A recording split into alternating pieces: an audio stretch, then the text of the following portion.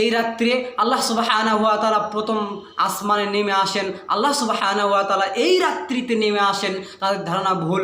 সহিহুল বুখারীর হাদিসের মধ্যে আছে এরকম 30 জন সাহাবী হাদিস বর্ণনা করেছেন যে আল্লাহ সুবহানাহু ওয়া তাআলা প্রত্যেক দিন প্রথম আসমানে নেমে আসেন রাতের তৃতীয় অংশে।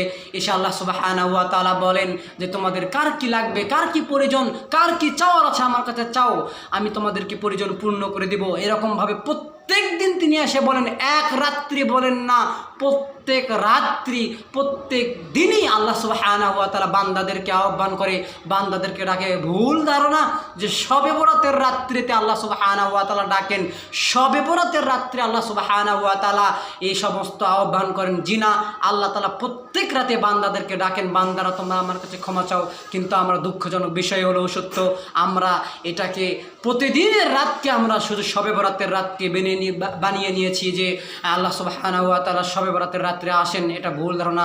আল্লাহ সুবহানাহু ওয়া তাআলা আপনাদেরকে আমাকে বোঝার তৌফিক দান করুক। আসসালামু আলাইকুম ওয়া রাহমাতুল্লাহি ওয়া বারাকাতুহু।